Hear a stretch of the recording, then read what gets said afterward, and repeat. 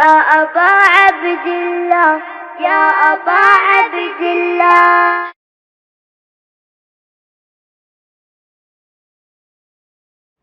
أعوذ بالله السميع العليم من الشيطان اللعين الرجيم. بسم الله الرحمن الرحيم. الحمد لله المعروف من غير رؤية والخالق من غير روية الذي لم يزل قائما دائما إذ لا سماء ذات أبراج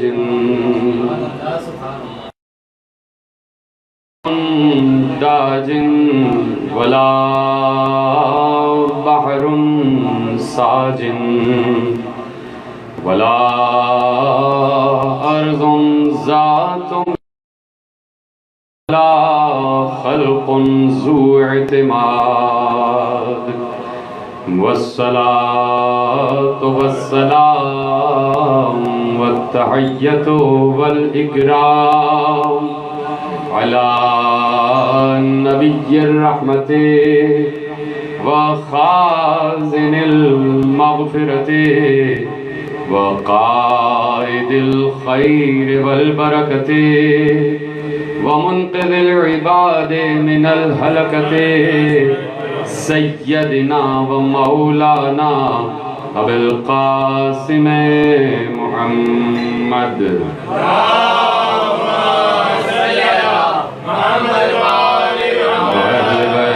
الطيبين الطاهرين المعصومين المظلومين المنتخبين المنتجبين الذين أذهب الله عنهم الرجس وطهرهم تطهيرا.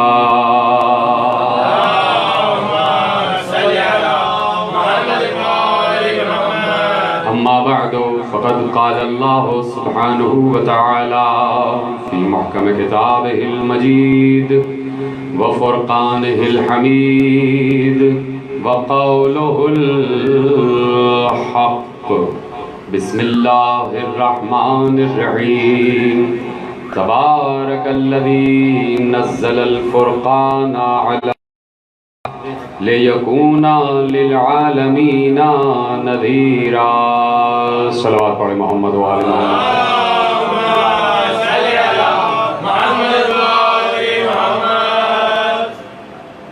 مجالس تفسیر قرآن کا سلسلہ گفتگو 8ویں منزل میں داخل ہو چکا ہے. 1441 ہجری کے ماہ رمضان المبارک کی برکتوں اور سعادتوں سے ہم فیضیاب ہو رہے ہیں، اور چونکہ نزول قرآن کا مہینہ ہے تو اس میں ہم قرآن صامت و قرآن ناطق کا تذکرہ کر رہے ہیں. بھی اللہ نے یہ انتظام و انصرام رکھا ہے کہ قرآن جو یکبارگی قلب رسول پر نازل ہوا، اس کے لیے متفق علیہ تاریخ 23 رمضان المبارک کہی جاتی ہے کہ 23 رمضان کو قرآن کریم قلب رسول پر یکبارگی نازل ہوا. اور خود انتظام قدرتی دیکھ لیجئے کہ 15 رمضان المبارک کو امام حسن علیہ السلام اس دنیا میں تشریف لائے، تو اللہ نے یہ بھی بتا دیا کہ ہم نے وارث کو پہلے اتارا ہے، ورثہ بعد میں اتارا. قرآن کو سمجھانے والے ہم نے پہلے بھیجے ہیں اور کتاب اپنی بعد میں بھیجی ہے. تو اسی لیے ہم نے یہ انتظام رکھا ہے تاکہ تم ہم سے محشر میں یہ شکایت نہ کر سکو کہ ہم تیری زبان نہ سمجھ سکیں، ہم تیرا لہجہ نہ سمجھ سکے، ہم تیری آیات نہ سمجھ سکے. تو ہم نے لکھی ہوئی آیات بھی بھیجی اور مجسم آیات بھی بھیجی. ہماری آیات کو آیات ہی سمجھاتے ہیں، ہماری آیات آیات ہی کے ذریعے سے تم تک پہنچ رہی ہیں. تو اس لیے ضروری ہے کہ جو آل محمد نے کہا، یعنی جو وارثان قرآن نے کہا قرآن کے بارے میں، وہ بتایا جائے، نہ یہ کہ اپنی مرضی سے تفسیر کی جائے۔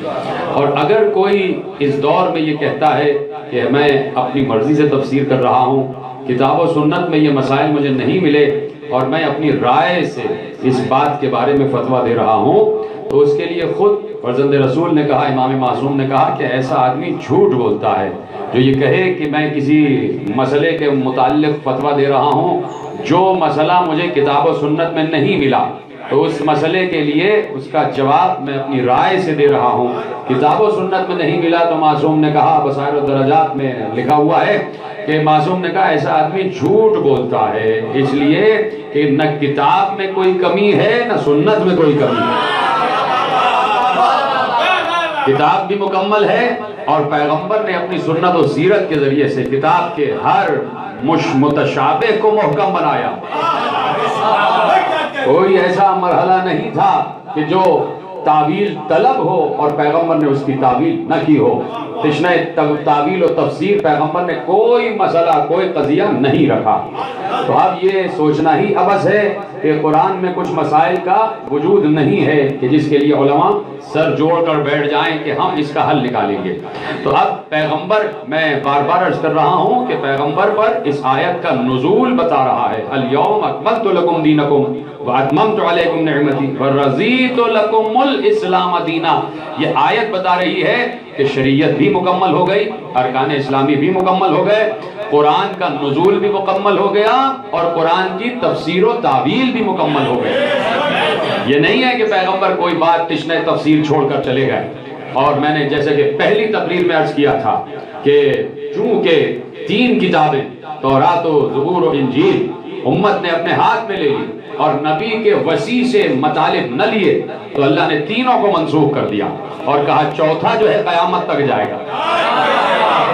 چوتھی کتاب کو قیامت تک جانا ہے، اور چوتھی کتاب میں تم کوئی تحریف نہیں کر سکتے، اسے اپنے معنی نہیں پہنا سکتے، اسے تم اپنے مطالب میں نہیں ڈھال سکتے، اس لیے کہ ہم نے اپنے نبی سے کہہ دیا تھا کہ اے نبی جاتے جاتے وارث قرآن کا اعلان کر کے جانا اور یہ کہہ کے جانا کہ کچھ بھی کر لو، قرآن میں کسی محافظ کے ذمے کر کے جا رہا ہوں، جو کہ اللہ نے کہا کہ انا نحن نزلنا الذکر وانا لہ لحافظون، ہم نے ہی اس ذکر کو نازل کیا ہے اور ہم ہی اس کی حفاظت کرنے والے ہیں۔ تو پیغمبر غدیر میں اعلان ولایت کے ساتھ ساتھ یہ اعلان بھی کر رہے تھے کہ اب تک قرآن کا محافظ میں تھا، میرے جانے کے بعد علی ہوگا، میرے جانے کے بعد محافظ قرآن علی ہوگا، علی ہوگا۔ اب قرآن ہے اور قرآن نے بڑے قضیے حل کیے ہیں، بڑے مسائل حل کیے ہیں۔ بہت سے لوگوں کو آل محمد سمجھ میں نہیں آتے، محمد و آل محمد سمجھ میں نہیں آتے۔ میں تو یہ بھی کہوں گا کہ لوگ اشہد ان محمد رسول اللہ تو کہہ دیتے ہیں، لیکن محمد کون ہے یہ نہیں جانتے، محمد کیا ہے یہ نہیں جانتے۔ اور یہ جملہ میں اس وقت تک کہتا رہوں گا کہ امت نہیں جانتی کہ محمد کون ہے، امت نہیں جانتی، نہیں پہچانتی، امت کو معرفت ہی نہیں ہے کہ محمد مصطفیٰ کون ہے۔ میں یہ جملہ اس وقت تک کہتا رہوں گا جب تک امت کے کسی گوشے سے آواز آتی رہے گی کہ نبی ہم جیسا، ہم نبی جیسے،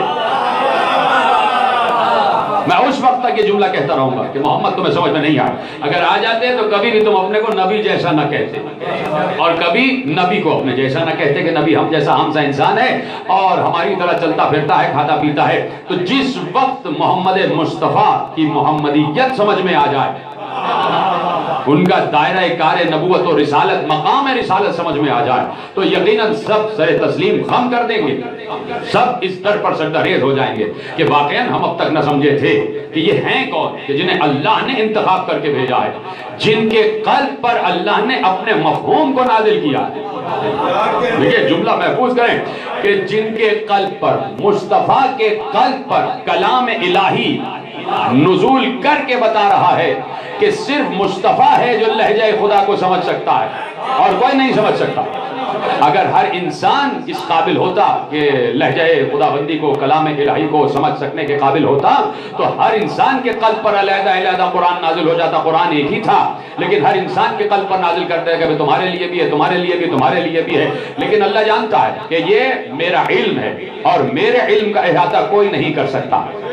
اب گفتگو آگے بڑھ رہی ہے. کسی نے معصوم سے پوچھا کہ ذات خدا کیا ہے. میں اکثر یہ جملے کو دہراتا ہوں تاکہ یہ جملے راسخ ہو جائیں ذہن انسانی میں، ذہن بشر میں، اور خصوصیت کے ساتھ ذہن مسلمان میں یہ جملے راسخ ہو جائیں کہ معصوم سے پوچھا گیا. اور میں پھر کہتا ہوں کہ کبھی مطالعہ کریں محمد و آل محمد کی ان تمام تر توانائیوں کا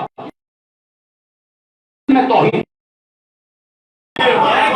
کبھی وہ آپ علوم دیکھیں کہ جو آل محمد نے توحید کے علوم بیان کیے ہیں اور توحید پر بات کی ہے. تأمل سے سنیے میری بات کہ 1400 برس کی تاریخ جس میں علم توحید ہے، علم الہیات ہے، اور جتنے بھی علوم توحید و الہیات سے متعلق ہیں وہ سارے علوم آپ کی نگاہ میں ہیں. جتنے سوالات الہیات سے متعلق ہیں، جتنے سوالات توحید سے متعلق ہیں، جتنے سوالات اللہ کی ذات سے متعلق ہیں، میں چیلنج سے کہہ رہا ہوں سوائے آل محمد کے نہ کسی نے کسی اور سے پوچھا اور نہ کسی اور نے جواب دیا. توحید کی باریکیوں پر، توحید کے دقائق پر، توحید کے دقیق مسائل پر سوائے آل محمد کے کسی نے بات نہیں کی. ابی طالب نے معرفت توحید کے دیے ہیں. کیوں نہیں عالم اسلام وہ خود پہ پڑھتا؟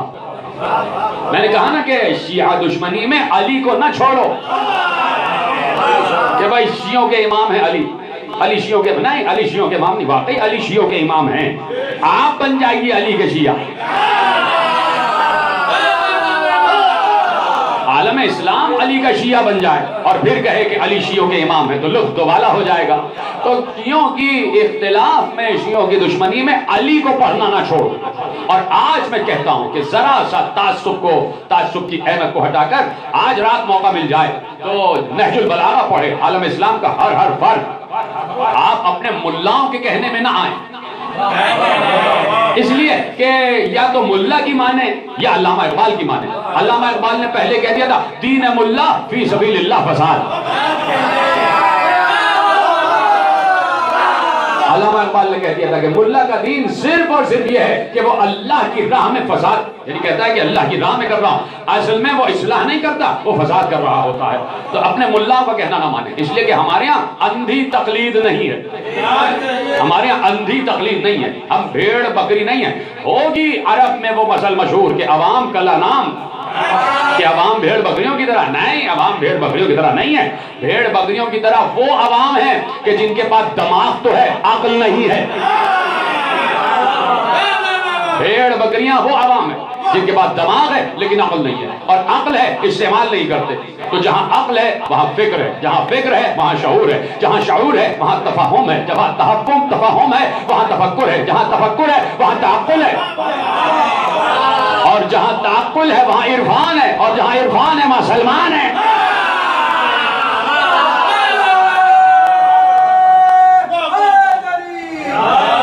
توجہ فرما رہے ہیں آپ؟ یہ میں زینہ بزینہ آپ کی توجہات کا طالب ہوں کہ آج رات ہی بیٹھ جائے عالم اسلام. آج ویسے بھی ہفتہ ہے اور ویسے بھی ہر روز ہی آج کل تو اتوار کا گزر رہا ہے. دنیا جن حالات سے گزر رہی ہے چھٹی ہی چھٹی ہے، اور ویسے بھی اگر کسی کو کل جانا ہے تو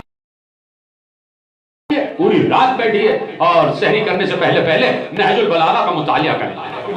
آج عالم اسلام کا ہر کلمہ گو، چاہے وہ بریلوی ہو، چاہے شافعی ہو، چاہے مالکی ہو، چاہے حنفی ہو، چاہے حنبلی ہو، چاہے اہل حدیث ہو، چاہے دیوبندی ہو، کوئی بھی ہو، میں اس سے دستبستہ درخواست کرتا ہوں کہ آج سے وہ ایک وقت نکالے نہج البلاغہ کا مطالعہ کرنے کے لیے. مطالعہ ضرور کریں.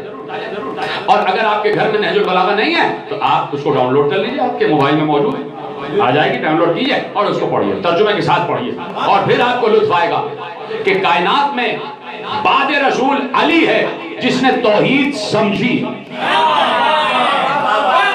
اور توحید ایسی سمجھی ہے کہ جیسے توحید سمجھنے کا حق ہے.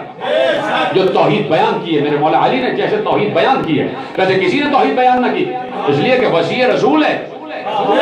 اور وصی رسول وہی ہو جسے معلوم ہو کہ اللہ کون ہے. جو علم توحید میں کامل ہو، جو علم رسالت میں کامل ہو، جو علم الہیات میں کامل ہو، تو علی ابن ابی طالب نے جو معرفت توحید کے خطبے دیے ہیں وہ پڑھے جائیں اور ان سے صرف نظر نہ کیا جائے اور ملائیت کی طرف نہ جائے انسان۔ دیکھیے ملا آج کا جو ملا ہے، جو مولوی ہے، وہ کوشش کرتا ہے کہ آپ دین کو نہ سمجھیں، آپ سمجھنے کی طرف نہ آئیں، کوشش ہے اس کی۔ یہ بالکل وہی منظر ہے کہ جو آج سے سینکڑوں برس پہلے رہبانیت کا منظر تھا، کہ جہاں عیسائی راہب کہتے تھے کہ گرجا کے معاملات میں ہر کسی کو بولنے کا حق نہیں ہے۔ دیکھیں یہ آپ پڑھیں، مطالعہ کریں کہ عیسائیت عروج پر ہے، اور وہاں کے ہر پادری، ہر فادر، ہر عالم تورات و انجیل و زبور سب نے اپنی عوام سے کہا تھا خبردار ہر کوئی گرجا کے معاملات میں نہیں بولے گا، ہر کوئی تورات نہیں سمجھے گا، ہر کوئی انجیل اپنے ہاتھ میں نہیں لے گا، ہر کسی کو زبور سمجھنے کا حق نہیں دیا گیا ہے۔ یہ صرف ہم ہیں کہ ہمارے ہاتھ میں انجیل رہے گی، یہ ہم ہیں کہ گرجا کے تمام معاملات ہمارے ہاتھ میں ہیں، عوام الناس کو اختیار نہیں ہے۔ تو اگر آج کا ملا آپ کو دور کر رہا ہے قرآن سے اور کہہ رہا ہے قرآن نہ سمجھو، اور قرآن کو ان سے نہ سمجھو جن کے گھر میں قرآن نازل ہوا ہے، تو آپ ملا کی بات نہ مانیں، بالکل نہ مانے ملا کی بات۔ عالم الگ ہوتا ہے، ملا الگ ہوتا ہے، عالم الگ ہوتا ہے، ملا الگ۔ ملا دین میں فساد برپا کرتا ہے، ملا دین میں تفرقہ ڈالتا ہے۔ جو بھی دین میں تفرقہ ڈالے سمجھ لو دور ہٹ جاؤ اس سے، اور اس کو جیسے جانور کو حش کہہ کے بھگاتے ہو ویسے اس کو بھی اپنے پاس سے بھگاتا۔ بھگانے کی ضرورت نہیں ہے، لاحول پڑھ دو کہ خود بخود بھاگ جائے۔ علماء الگ ہیں، علماء الگ ہیں، ملا الگ ہے، اور ملا کا کوئی فرقہ نہیں ہوتا، ہر فرقے میں ملا ہوتا ہے، ہر مسلک میں ملا ہوتا ہے، ہر مذہب میں، ہر مشرب میں ملا ہوتا ہے۔ ملائیت اس کا کوئی دین و مذہب نہیں ہے۔ جہاں لالچ ہے وہاں ملائیت ہے، جہاں ناتفہمی ہے، جہاں ناشعوری ہے وہاں ملائیت ہے۔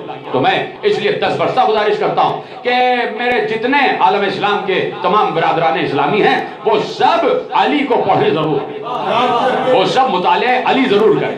یہ نہ کہیں کہ شیعوں کا امام ہے تو چھوڑ دیا جائے علی کو، علی کو پڑھیں، محمد و آل محمد کو پڑھیں، اور خصوصیت کے ساتھ مصطفیٰ کو پڑھیں۔ میں اب آپ سے قرآن کی ایک آیت آپ کے حوالے کرتا ہوں، چلیے یہیں سے بات کا آغاز ہو رہا ہے۔ قرآن کی ایک آیت آپ کے حوالے کرتا ہوں۔ عالم اسلام میں تقریباً روزانہ جتنی تعداد میں مجالس دیکھی جا رہی ہیں میں سب کا شکر گزار ہوں، اور باتیں پہنچ رہی ہیں۔ میں ایک آیت آپ کے حوالے کرتا ہوں، اور اس آیت کی تفسیر میں حدیث میں پیش نہیں کروں گا، اس تفسیر میں اس آیت کی تفسیر میں لاجک پیش کروں گا، میں آپ کی چھٹی اس کو مخاطب کروں گا کہ اس آیت میں حدیث موجود ہے، اس میں قول معصوم موجود ہے، ہر آیت اپنی تفسیر رکھتی ہے، اور میں بار بار کہہ رہا ہوں کہ ہمارے یہاں تفسیر بالرائے صریحاً حرام ہے۔ ہمارے اپنی رائے سے تفسیر کی اجازت نہیں دی گئی ہے، اس لیے کہ اگر ہمارے یہاں اپنی رائے سے تفسیر کی اجازت دے دی گئی تو اس کا مطلب ہے کہ معصوم قرآن کو نامکمل چھوڑ کر گیا، اپنی مرضی سے تفسیر نہیں ہے، اپنی مرضی سے تعویل نہیں ہے، اس لیے کہ معصوم نے ہر آیت کی تفسیر بھی کی ہے، تعویل بھی کی ہے۔ اس لیے میں کہہ رہا ہوں کہ ہم جو بیان کر رہے ہیں یہ بیان تفسیر قرآن ہے، تفسیر قرآن نہیں ہے۔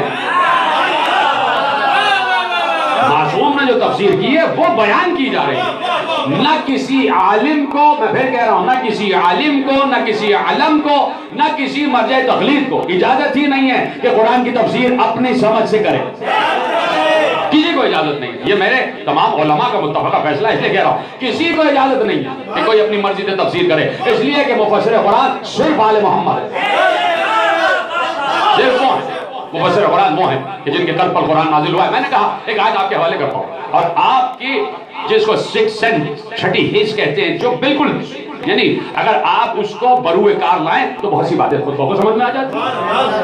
اب میں صرف آیت پڑھوں گا اور اس کا ترجمہ، اور آپ کی تفکر کو، تفہم کو، تعقل کو، تدبر کو، شعور کو دعوت دوں گا کہ اس کے پیچھے تفسیر کیا چھپی ہوئی ہے۔ ذرا اس پیرائے سے بھی، اس زاویے سے بھی بات کی جائے۔ قرآن کہہ رہا ہے سورہ مبارکہ طلاق کی آخری آیت، اللہ الذی خلق سبع سماوات ومن الارض مثلہن یتنزل الامر بینہن لتعلموا ان اللہ علی کل شیء قدیر وان اللہ قد احاط بکل شیء علما۔ قرآن کی آیت حوالہ دے دیا، جا کے پڑھ لیجیے گا قرآن کی آیت۔ اللہ کہہ رہا ہے اللہ الذی، اللہ وہ ہے، خلق سبع سماوات ومن الارض مثلہن۔ دیکھیے قرآن میں تذکرہ ہے 7 آسمانوں کا، सबअ समावात, 7 अर्ज़ीन नहीं है, 7 जमीनों का तज़किरा नहीं है, लेकिन हम बार बार कहते हैं 7 आसमान 7 जमीन, 7 आसमान 7 जमीन, 7 आसमान 7 जमीन। मासूम से पूछा गया 7 जमीनें कैसे साबित है? कहा इसी आयत से साबित है। कैसे? अल्लाहुल्लज़ी खलक़ सबअ समावाति व मिनल अर्ज़ मिस्लहुन्ना, अल्लाह वो है कि जिसने 7 आसमानों को खल्क़ किया और इन जैसी जमीनों को खल्क़ किया। तो हर आसमान के साथ जमीन है। तो मैंने कहा बात चीजों में तफसीर पूछने की जरूरत नहीं होती। खलक़ सबअ समावाति व मिनल अर्ज़ मिस्लहुन्ना, इसी के मिस्ल जमीनें खल्क़ की हैं। अब यहां से साबित हो गया 7 आसमान 7 जमीन। ये क्या जमीनें हैं, ये कौन से आसमान हैं, इसकी गुफ्तगू अलग है।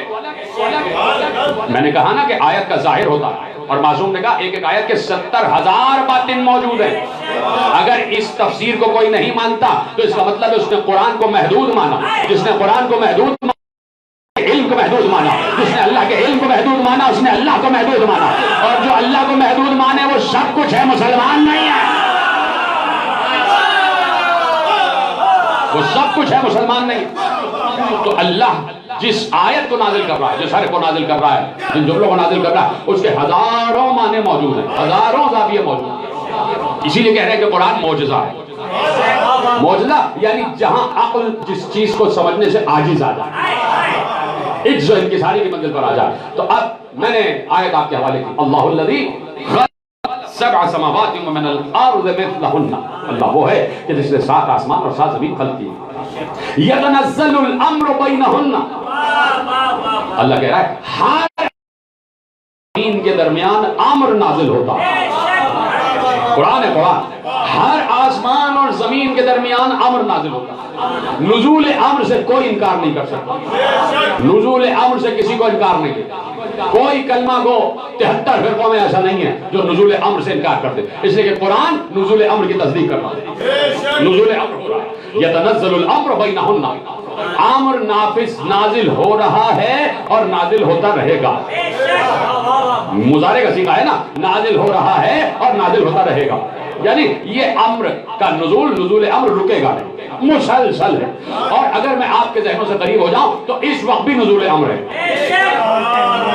इस वक्त भी नुज़ूल अम्र है। और अब नुज़ूल अम्र के लिए कुरान ने 3 रातें मखसूस कर दी कि भाई शब कदर की 3 रातें हैं कि जिसमें तलाश कर लेना शब कदर कौन सी है, और उसी एक शब कदर में नुज़ूल अम्र होता है, और वो हम शब कदर वाली तकरीर में इंशाअल्लाह आगे अर्ज करेंगे। अभी यहाँ तक के लिए मैं आपको रोकता हूँ। यतनज़्ज़लुल अम्रु बैनहुन्ना, हर आसमान और जमीन के दरमियान अम्र नाजिल होता है।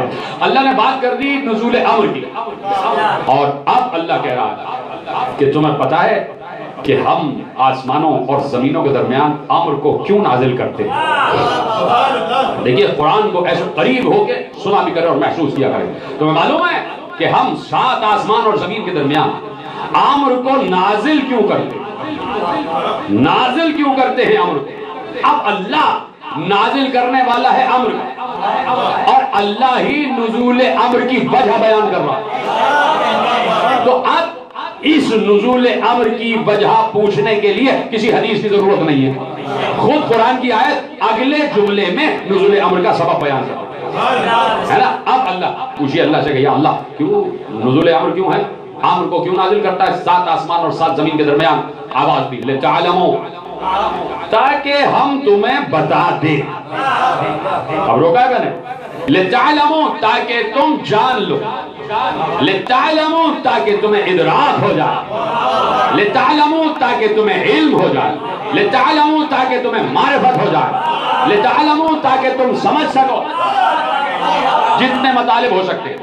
यतनज़्ज़लुल अम्रु बैनहुन्ना लितअलमू, हम आसमानों और जमीन के दरमियान अम्र नाजिल करते हैं क्यों, लितअलमू ताकि हम तुम पर ये साबित कर दें। क्या साबित कर दें, क्या साबित कर दें, अन्नल्लाह अला कुल्लि शैइन क़दीर, हम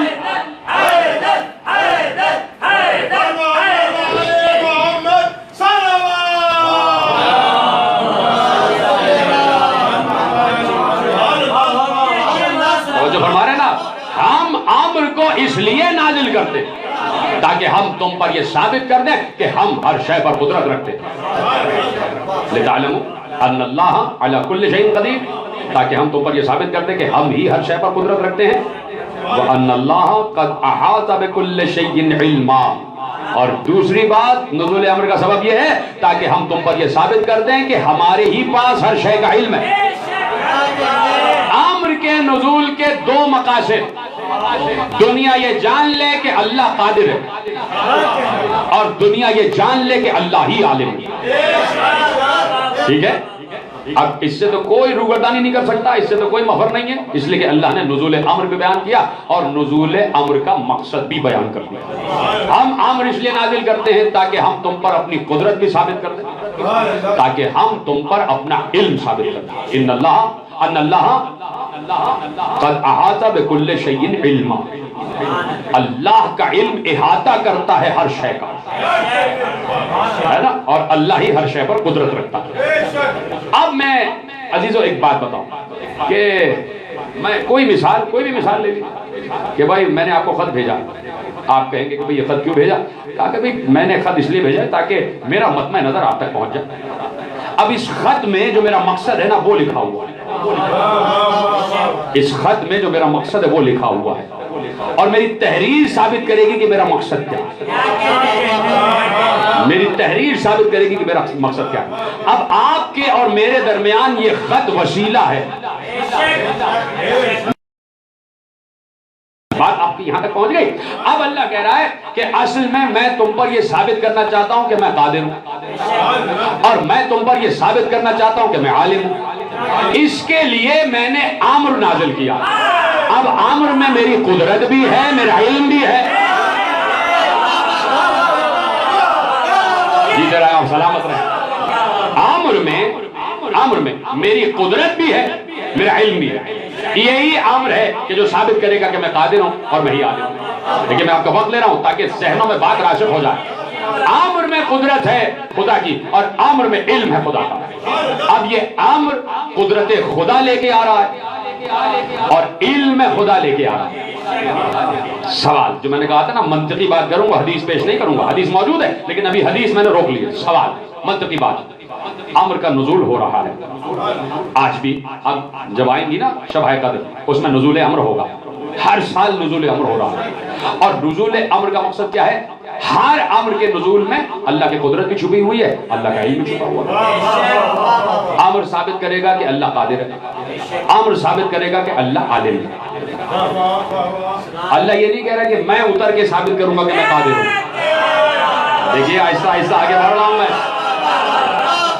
وہ کہہ رہا ہے میں تمہارے سامنے آ کے اپنے علم کا اعلان نہیں کروں گا کہ میں عالم ہوں. میرا امر اس بات کی دلالت رکھتا ہے کہ میں قادر ہوں اور میں عالم ہوں. امر اتر رہا. اس سال بھی اترے گا. مجھ پر اترے گا، نعوذ باللہ آپ پر اترے گا، کسی ملا پر اترے گا، کسی عالم پر اترے گا، کسی عالم پر اترے گا، کسی مرجع تقلید پر اترے گا، کسی مفتی اعظم مصر تک اترے گا. کیا امام کعبہ پر اترے گا؟ نہیں. امر اترے گا اولی الامر پر. اب جب امر اولی الامر پر اترا تو وہ امر قدرت خدا کے ساتھ اترا، علم خدا کے ساتھ اترا. اب اس امر کا مقصد ہے کہ وہ قادر بھی ثابت ہو جائے، وہ عالم بھی ثابت ہو جائے. لیکن اللہ نہیں بتا رہا کہ میں قادر ہوں، اللہ نہیں بتا رہا کہ میں عالم ہوں. وہ امر اپنے اندر قدرت امر پر نازل ہو رہا ہے. اب اولی الامر کی ذمہ داری ہے کہ بتائے کہ وہ قادر ہے تو کیسا ہے، وہ عالم ہے تو کیسا ہے.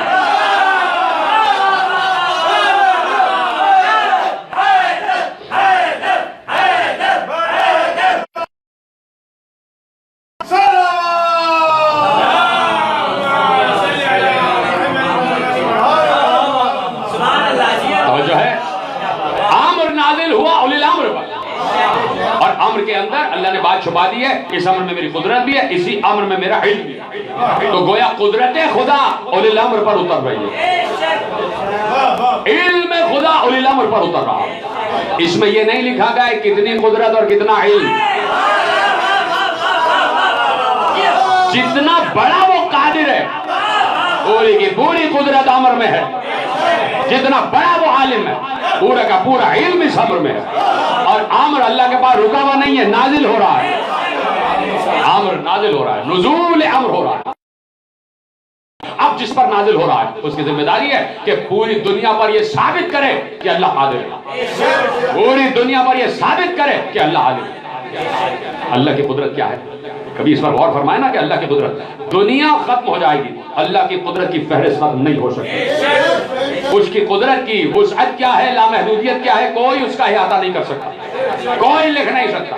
انسان آتے جائے قیامت تک، خراب انسان آتے جائیں اور لکھتے چلے جائیں، کوئی اس کی قدرت کا احاطہ نہیں کر سکتا، لامحدود ہے اس کی قدرت۔ عالم اسلام کے علماء سے، ملا سے سوال نہیں، ملا کے پاس تو کسی سوال کا جواب ہے ہی نہیں۔ علماء سے اگر میں 10 بستہ طالب علم کی حیثیت سے سوال کروں کہ اللہ کی قدرت، اللہ کی قدرت، کوئی ایسا نہیں ہے 73 فرقے میں میرے ان سوالات سے انکار کرتے ہیں۔ میں کہوں اللہ کی قدرت میں یہ بات شامل ہے کہ اس وقت سورج نہیں ہے مگر دھوپ نکل آئے،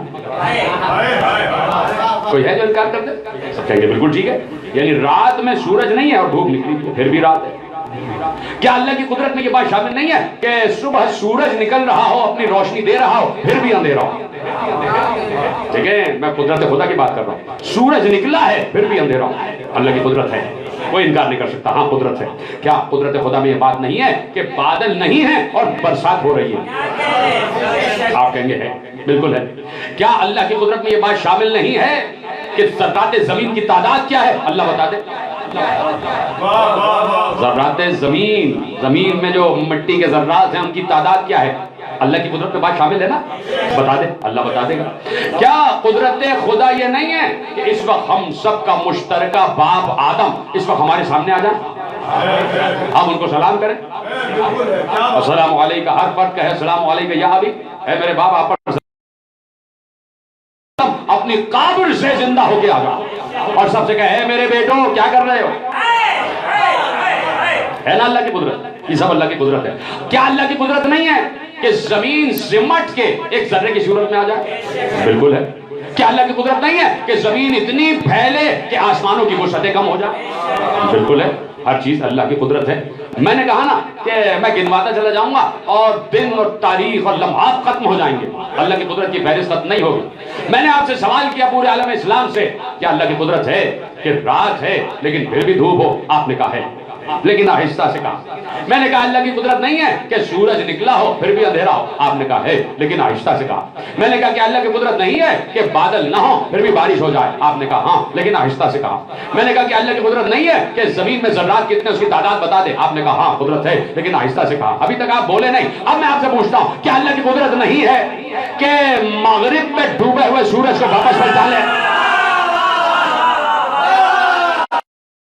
کیا اللہ کی قدرت نہیں ہے سورج مغرب میں ڈوب جائے اسے واپس پلٹا لے؟ کیا اللہ کی قدرت نہیں ہے کہ جو زہرہ ستارہ جس میں کھرب ہاں کھرب زمینیں سما جائیں وہ ستارہ اتنا سا ہو کہ کسی دروازے پر آ جائے؟ کیا اللہ کی قدرت نہیں ہے؟ اللہ کی قدرت ہے۔ آپ کہیں گے بالکل اللہ کی قدرت ہے۔ اور میں کہوں کیا اللہ کی قدرت نہیں ہے کہ حضرت آدم قبر سے اٹھ کے آ جائیں؟ آپ نے کہا اللہ کی قدرت ہے۔ میں نے ہر بات کہی اور آپ بتاتے گئے، لیکن جب میں نے یہ بات کہی کہ سورج پلٹ آئے تو آپ نے زور سے بتایا، میں نے یہ بات کہی کہ ستارہ اتر آئے آپ نے زور سے بتایا۔ اب کیا اللہ کی قدرت نہیں ہے کہ وہ عورت کو مرد اور مرد کو عورت بنا دے؟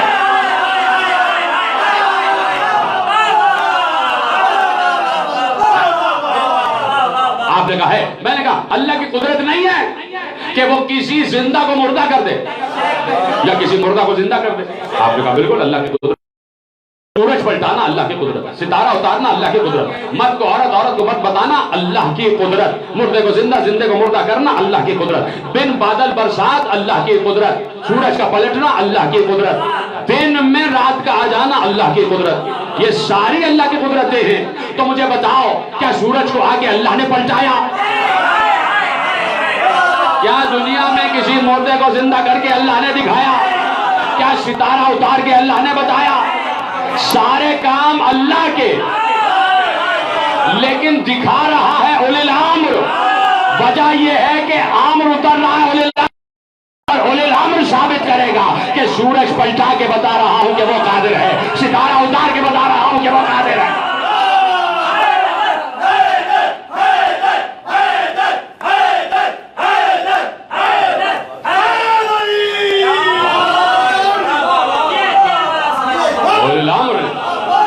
سورج پلٹا کے بتایا، کہ اللہ قادر ہے. سورج پلٹا کے بتایا اللہ قادر ہے. ستارے کو اتار کے بتایا اللہ قادر ہے. مردے کو زندہ کر کے بتایا اللہ قادر ہے. زندہ کی نماز جنازہ پڑھا کے بتایا کہ اللہ قادر ہے.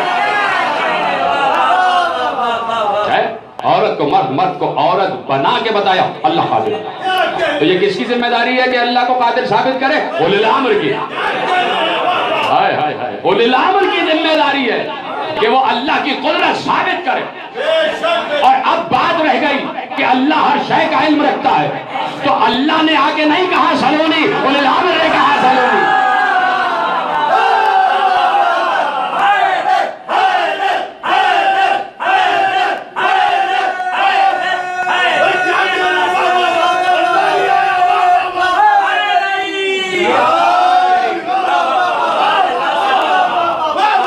اللہ نے نہیں آ کے بتایا کسی کو کہ مجھ سے سوال کرو. اولی الامر نے کہا مجھ سے سوال کرو، اس لیے کہ مجھے یہ ثابت کرنا ہے کہ اللہ کے پاس ہر شے کا علم موجود ہے. تو اولی الامر اگر مردہ زندہ کر رہا ہے تو اپنے کو منوانے کے لیے نہیں، اللہ کو منوانے کے لیے. اولی الامر اگر سلونی کہہ رہا ہے تو اپنا علم منوانے نہیں، اللہ کا علم منوانے. اس لیے کہ جس پر امر نازل ہوگا اسی کی ذمہ داری ہے، میری اور آپ کی نہیں. جس پر امر نازل ہوگا، امر قدرت کے ساتھ اور علم کے ساتھ نازل ہوتا ہے. اور جب قدرت آ جاتی ہے کسی کے پاس تو چاہے مدینے میں ہو، چشم زدن میں، خیبر میں پہنچ جائے. جب قدرت آ جاتی ہے، اللہ کی قدرت آتی ہے نا، نزول امر ہو رہا ہے اور اولی الامر کے پاس اللہ کی قدرت، اللہ کا علم. تو آپ کوئی کہہ دے کہ بھائی اللہ کا علم اور کسی کے پاس، اس لیے کہ میں نے کہا تھا نا کہ معصوم سے جو سوالات کیے گئے، میں نے کہا نا، ہم نے زحمت دی تھی کہ آپ علی کو پڑھیں، اولاد علی کو پڑھیں، علی کے 11 بیٹوں کو پڑھیں. انہوں نے علم توحید کی بات کی ہے. تو علی کے 5ویں بیٹے امام جعفر صادق علیہ السلام سے پوچھا گیا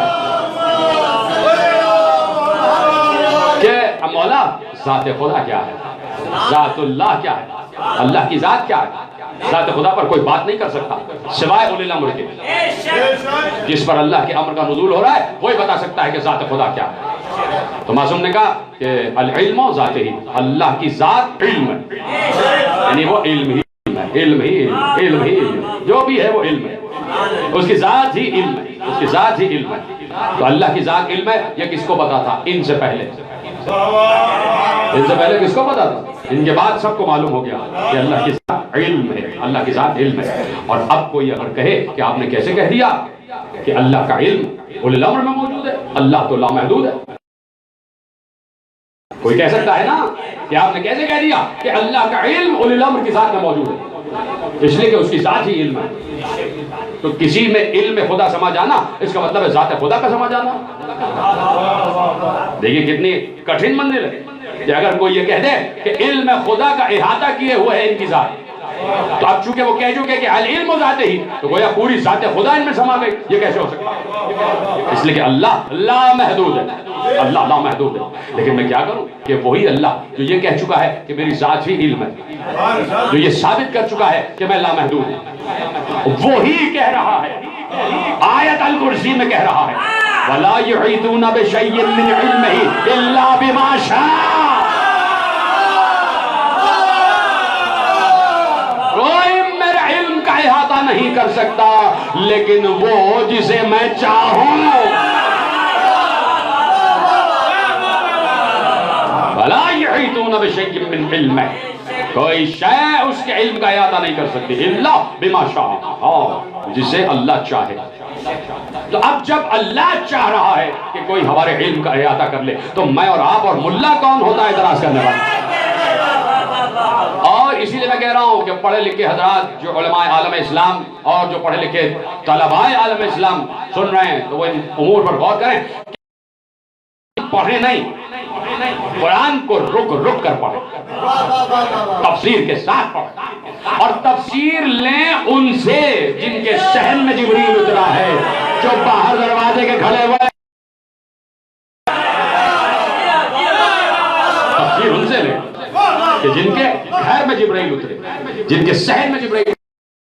تو اب ملا کی یہ بات، کسی بھی مکتب کا ملا ہو وہ یہ باتیں نہیں سمجھ سکتے.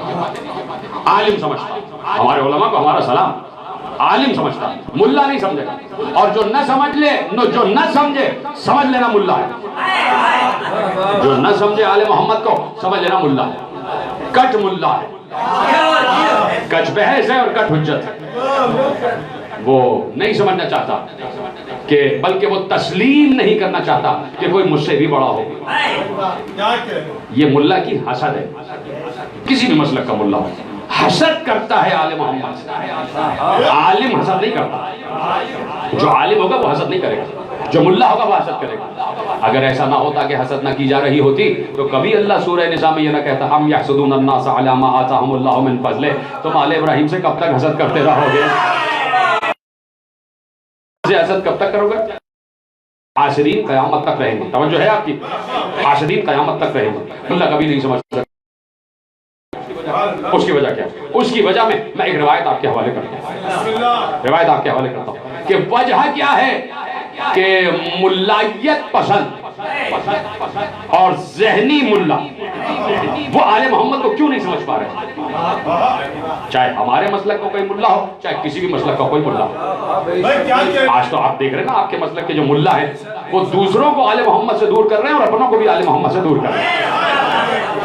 اپنوں کو بھی آل محمد سے دور کر رہے ہیں. خود نہیں بتا رہے کہ اتنا بڑا سیٹ اپ کن پیسوں سے چلا رہے ہیں. ذاکرین کے پیسوں پر بڑا اعتراض ہے. کہاں سے پیسہ آ رہا ہے؟ کہاں سے پیسہ آ رہا ہے اتنا بڑا سیٹ اپ چلانے کا؟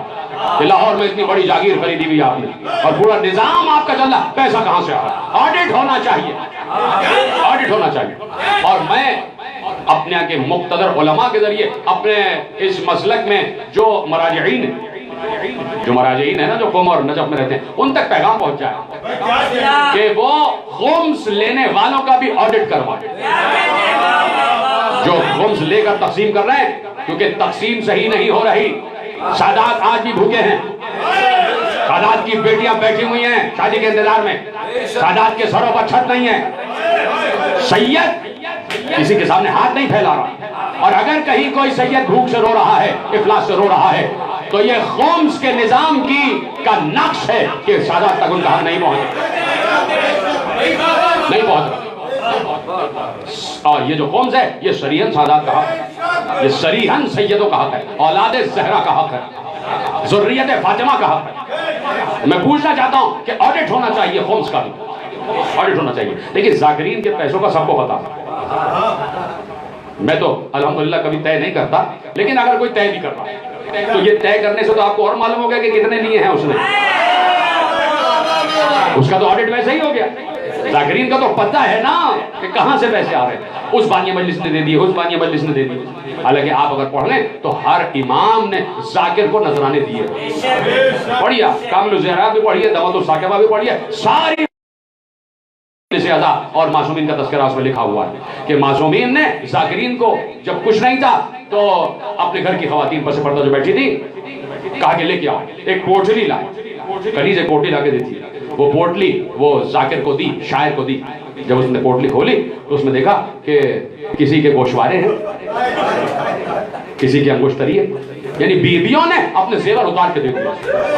کہا کچھ بھی نہیں ہے یہ ذکر حسین کے سامنے. کیا آپ یہ روایتیں جعلی روایتیں سمجھتے ہیں؟ ٹھیک ہے وہ بات صحیح نہیں ہے کہ پیسے مانگ کے لیے جائے، ٹھیک ہے، لیکن ہم کہنا چاہتے ہیں کہ یہ اتنے بڑے بڑے سیٹ اپ کہاں سے چل رہے ہیں؟ ان کا آڈٹ ہونا چاہیے. ایک آڈٹ نظام خمس کا بھی ہونا چاہیے. خمس کے آڈیٹرز ہونے چاہیے. اور دیکھیں ہر گلی محلے میں وہ اپنے نمائندے جاری کریں. ہمارے مراجعین اپنے نمائندے جاری کریں تاکہ یہ پتہ چل جائے کہ ہر مستحق خمس کو اس کا حق پہنچ رہا ہے. سہم سادات بھی صحیح جگہ جا رہا ہے اور سہم امام بھی صحیح جگہ جا رہا ہے. یہ خمس کا نظام صحیح ہو جائے. اربوں ڈالرز خم ادھر سے ادھر ہو رہا ہوتا ہے. یقین فرمائیں ہمارے ہاں خمس دینے والوں کی کمی نہیں ہے. آپ چلے جائیں پابندی سے خمس دے رہے ہیں. میرے والد تک اور ہم خود ہمارے آج گھر میں بھی ہمارے یہاں رمضان میں ہی خمس نکالا جاتا ہے اور ہم خود دیکھ رہے ہوتے ہیں کہ کہاں کون مستحق ہے وہاں تک پہلے پہنچتا ہے. تو یہ ایک بہت بڑا نظام معصوم چھوڑ کے گئے، بہت بڑا نظام چھوڑ کے گئے معصوم، تاکہ امت پریشان نہ ہو، قوم ملت پریشان نہ ہو. سلامتی کے لیے بلندترین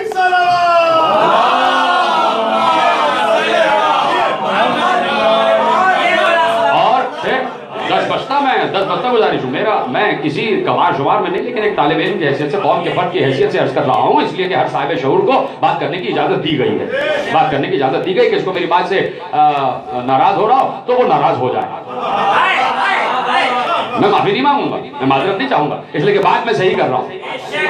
بات اگر غلط کی ہو تو معذرت چاہوں گا، غلط نہیں ہے، صحیح.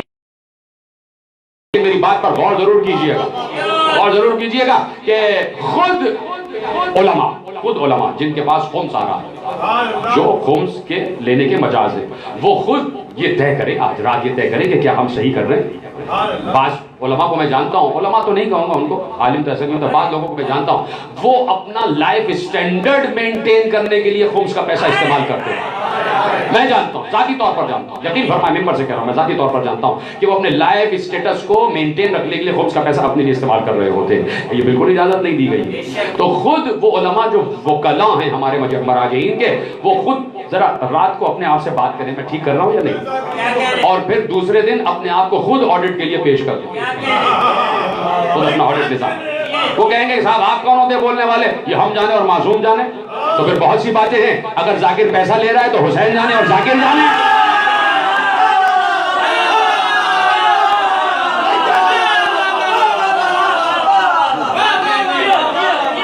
پھر حسین جانے اور ذاکر جانے. توجہ ہے نا آپ کی؟ تو اب یہ ملا کی سمجھ میں آل محمد کیوں نہیں آیا؟ اتنا علم اتنا علم اتنا علم. میں خود مدرسے سے فارغ التحصیل تو نہیں، جس لیے کہ مدرسے سے کبھی کوئی فارغ التحصیل ہوتا نہیں ہے. اس لیے کہ مدرسے سے فارغ التحصیل ہوئے تو اس کا مطلب ہے علم سے فارغ التحصیل ہو گئے. یہ تو علم بڑھتا رہتا ہے.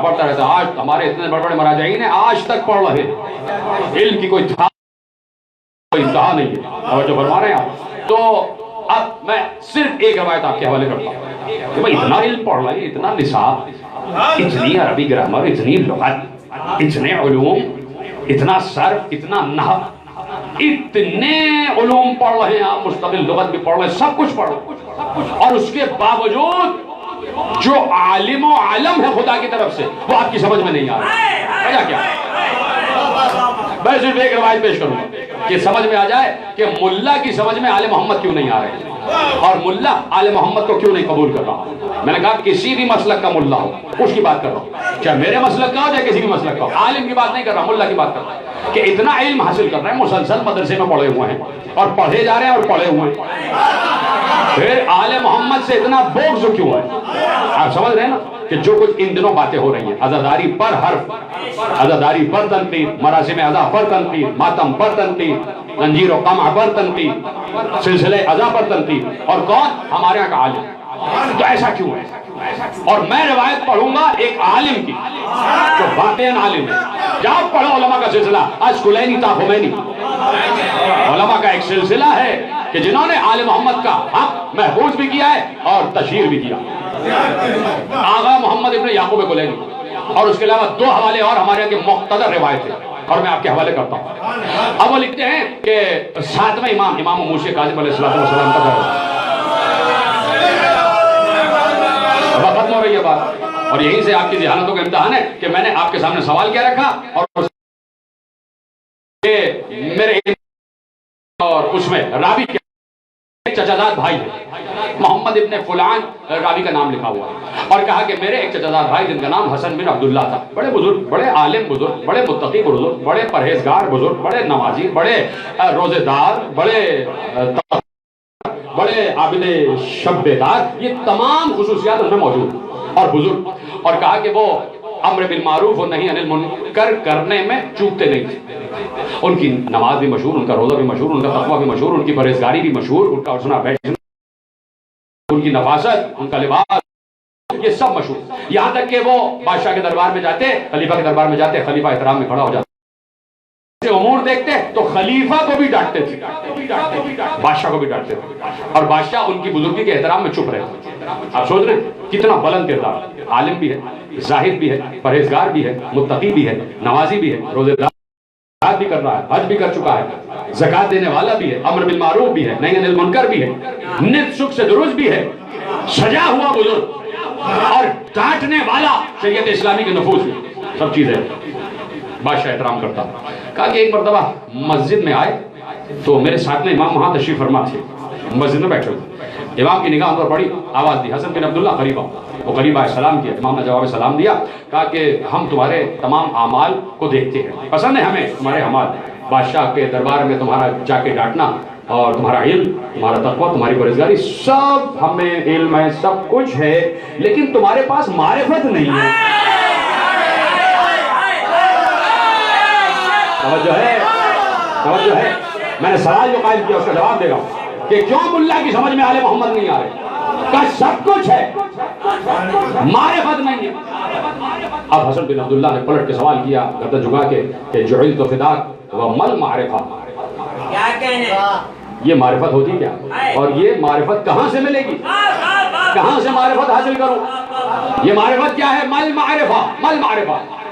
امام نے کہا اذهب، جاؤ باہر نکلو، وَاطْلُبِ الْحَدِيث، علم حدیث حاصل کرو، علم حدیث پڑھو، علم حدیث پڑھو۔ انہوں نے پلٹ کے پوچھا عمن، کس سے پڑھوں؟ کیا کہنے؟ کس سے پڑھوں؟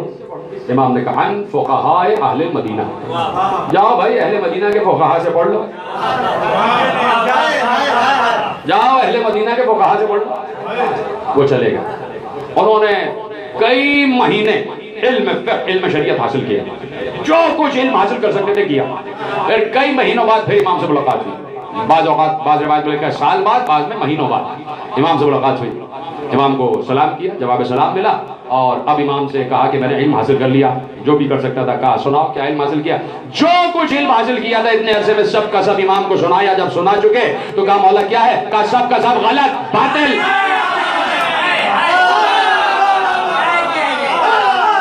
سب کا سب غلط۔ امام کہہ رہے ہیں، امام حجت خدا اولی الامر، اللہ کی طرف سے منصوص امام، اللہ کی قدرت ظاہر کرنے والا، اللہ کے علم کا وارث، قرآن کا مفسر، کہہ رہے ہیں سب باطل، سب غلط، سب غلط۔ کہا بولا آپ کیا کروں؟ کہا کہ جاؤ فاعرف المعرفہ، اب یہ پتا کرو کہ معرفت کیا ہے۔ پہلے تو کہا تھا نا اطلب المعرفہ، معرفت کی طلب کرو، معرفت حاصل کرو، کہا فاعرف المعرفہ، اب معرفت کی معرفت حاصل کرو۔ اور یہ کہہ کہ امام چلے گئے۔ حسن بن عبداللہ کہتے ہیں مجھے پریشانی لاحق ہو گئی کہ میں دین کی کس منزل پر کھڑا ہوں، میرا دین کہاں ہے، میرا ایمان کیا ہے، میں اپنے بارے میں متحیر ہو گیا کہ میں ایمان کی کس منزل پر ہوں، میرا اسلام کس منزل پر ہے، آیا ایمان کی کسی منزل پر ہوں یا نہیں؟ کہ اپنے آپ سے سوال کر رہا تھا اور انتظار کر رہا تھا کہ پھر فرزند رسول سے ملاقات ہو جائے، پھر کبھی ملاقات ہو گئی، یہ اپنے باغ کی طرف جا رہے تھے، امام سے ملاقات ہو گئی، آگے بڑھے، سلام کیا، سلام کر کے کہا جعلت فداک، میری جان آپ پر فدا ہو جائے، انی احتج علیک بین یدی اللہ فدلنی علی المعرفہ۔ اب کہا ہاتھ جوڑ کے کہ میری جان آپ پر فدا ہو جائے، میں اللہ کے دربار میں آپ کی شکایت کروں گا، اب آپ مجھے بتائیے کہ معرفت کیا ہے، اب آپ مجھے بتائیں کہ معرفت کیا ہے۔ میں اس موقع پر ایک جملہ کہتا ہوں، اگر اسی وقت پوچھ لیتے کہ مولا آپ ہی بتا دیجئے تو اتنا تگودو کرنے کی ضرورت ہی نہ ہوتی۔ اس وقت پوچھ رہے ہیں کس سے حاصل کریں؟ امام نے کہا جاؤ فقہائے مدینہ سے حاصل کریں۔ تو کہا کہ اب آپ مجھے بتائیے کہ معرفت کیا ہے، تیار ہیں سننے کے لیے؟ اب امام جو بتائیں گے اس سے ہٹ کے تو کچھ اور نہیں ہوگی نا معرفت، پہلے تو سب اس بات کا اقرار کریں۔ اب جو امام بتائیں گے معرفت اس سے ہٹ کے کچھ اور نہیں ہوگی۔ جاؤ حوالہ دے چکا، اصول کافی سے روایت پڑھ رہا ہوں، ہاں محمد ابن یعقوب کلینی علیہ الرحمہ نے، میرے آگے بڑے عالم دین نے روایت لکھ دی کہ جیسے ہی اس نے کہا کہ مولا اب آپ مجھے بتائیے کہ معرفت کیا ہے، تو کلینی کہتے ہیں کہ راوی نے کہا جیسے ہی پوچھا آپ بتائیے معرفت کیا ہے، مولا نے ذکر علی شروع کر دیا۔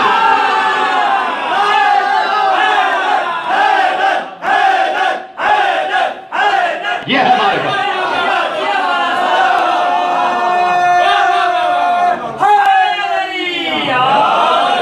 روایت کے لفظ ہیں، روایت کے لفظ ہیں فَأَخْبَرَهُ بِأَمِيرِ الْمُؤْمِنِينَ، پھر مولا نے اسے امیر المومنین کی باتیں بتانا شروع کی۔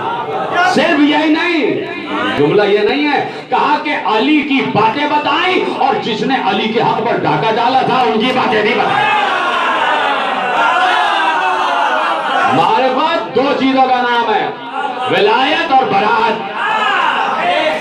ولایت اور براعت، یہ دو چیزیں ہوں گی تب معرفت کامل ہوگی۔ تو اگر مدرسوں میں معرفت علی نہ پڑھائی جائے تو پھر وہ مدرسہ کس کام کا ہے؟ وہ مدرسہ کس کام کا ہے اگر کسی مدرسے میں پڑھایا؟ مولا کہہ رہے ہیں کہ معرفت علی ہے، جب خود مولا کہہ رہے ہیں کہ معرفت ذکر علی ہے، اور اگر مدارس میں ذکر علی نہ پڑھایا جائے تو پھر وہ مدرسہ کس کام کا؟ پھر کس کام کا مدرسہ ہے؟ پھر تو آپ بھی طالبان ہیں، پھر تو آپ بھی بے قاعدہ ہیں،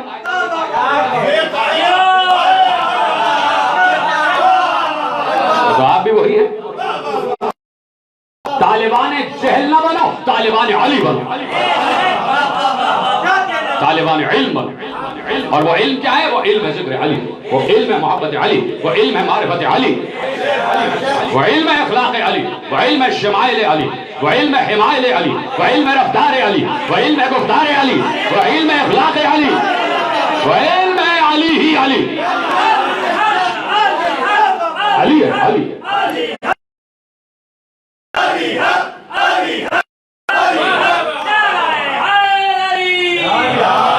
ایسا ہی نہیں پیغمبر نے کہہ دیا تھا کہ انا مدینۃ العلم وعلی بابا، انا باب الحکمت، انا دار الحکمت وعلی بابا، میں دار حکمت و علی دروازہ ہے، میں شہر علم و علی دروازہ ہے۔ اور جب رسالت اپنے کر دے ولایت کو، جب رسول اپنے قد سے علی کو بلند کر دے تو اپنی مرضی سے بلند نہیں کیا ہے، تو کیا رسول اپنی مرضی سے کوئی کام نہیں کر سکتا، نہ قول نہ فعل، نہ قولا نہ فعلا، اللہ کی مرضی سے ہر عمل انجام دیتے ہیں۔ تو اگر غدیر میں رسول علی کو بلند کر رہے ہیں تو یہ رسالت ولایت و امامت کو بلند کر رہی ہے، اور بتا رہی ہے کہ اگر معرفت ہے تو یہی ہے، معرفت حاصل کرنا تو علی کی معرفت حاصل کرنا۔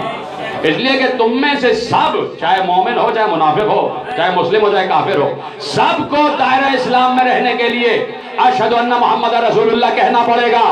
تو اشہد ان محمد رسول اللہ دائرہ اسلام میں رکھتا ہے اور علی ولی اللہ دائرہ ایمان میں لاتا ہے۔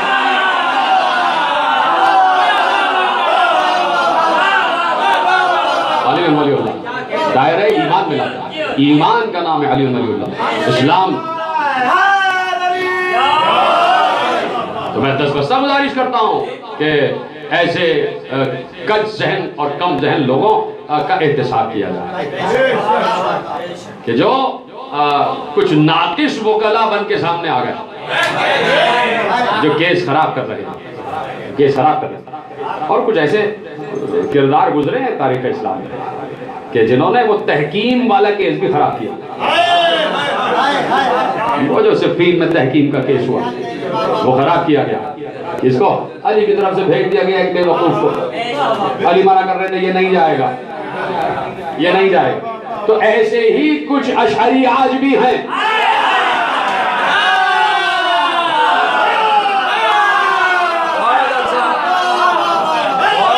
ان اشعریوں سے پیچھا چھڑاؤ، ان اشعریوں سے پیچھا چھڑاؤ، ان کو اشرفیاں چاہیے تو وہ اشرفی کے پاس چلے جائیں۔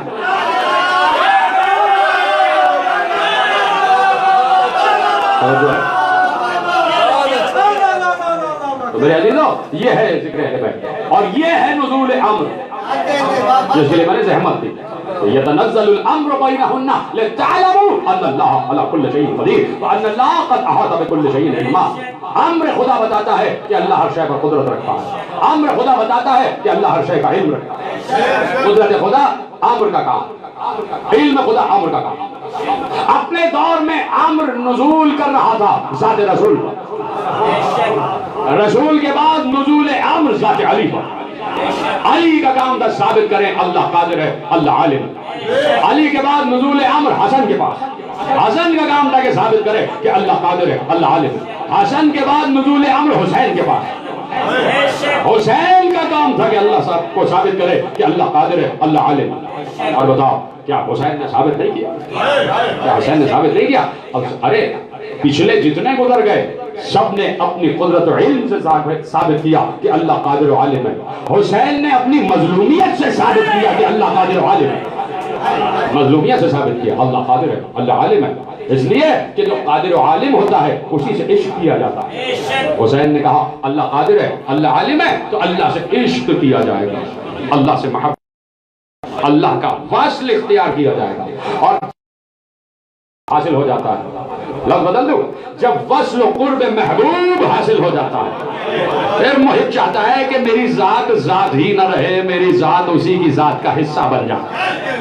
حسین وصل و قرب محبوب کی منزل پر جب آئے تو کہا کہ پروردگار اب چاہے رگے گردن کٹ جائے یا لاش پر گھوڑے دوڑ جائے، مجھے کسی تکلیف کا احساس نہیں پروردگار، اس لیے کہ میں نے تجھے محبوب مانا، میں نے تجھے معشوق مانا۔ اور پروردگار جب تو میرے وصل و قرب کی منزل پر آ گیا تو پروردگار اب مجھے گردن کٹنے کا احساس ہے، اب گھوڑے میری لاش پر دوڑ جائیں کوئی احساس نہیں، اس لیے کہ میں محبوب کے وصل کی منزل پر آ گیا، میں قرب محبوب کی منزل پر آ گیا۔ حسین کائنات واحد ہستی کا نام ہے کہ جس سے اللہ نے پوچھا ہے اے حسین تیری مرضی کیا ہے، تیری مرضی کیا ہے؟ دنیا پوچھتی ہے اللہ تو بتا تیری مرضی کیا ہے؟ اللہ نے کربلا میں حسین سے پوچھا یا ایتھا النفس المطمئنہ ارجعی الی ربک راضیۃ مرضیہ، آجا اپنے رب کی بارگاہ میں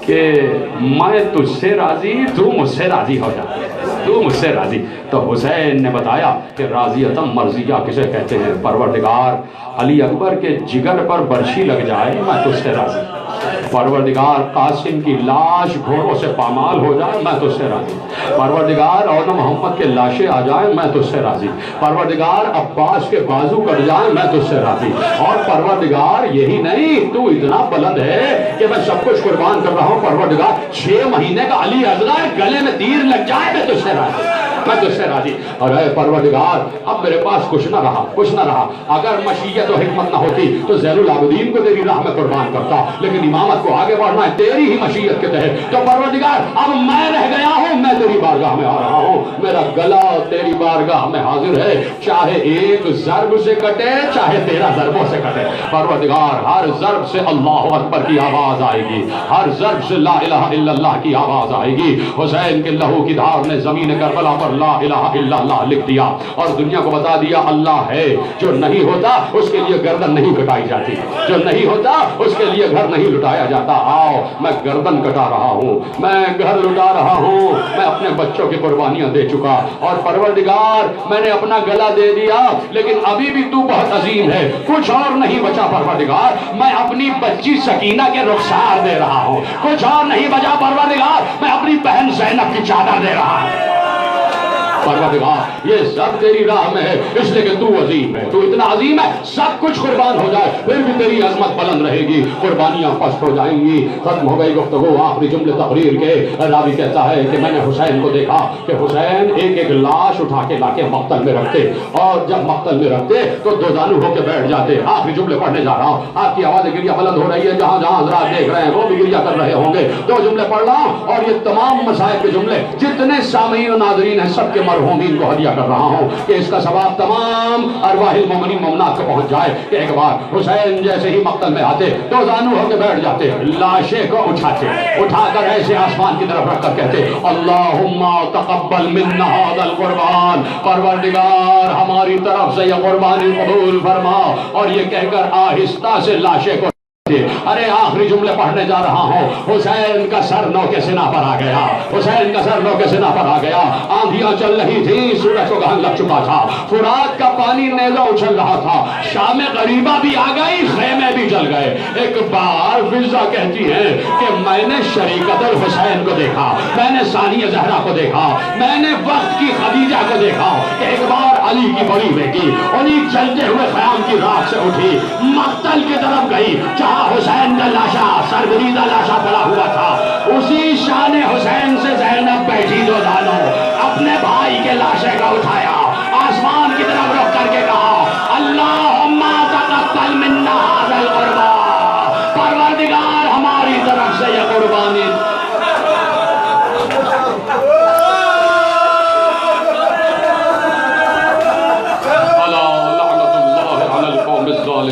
فسيعلم الذين ظلموا أي منقلب ينقلب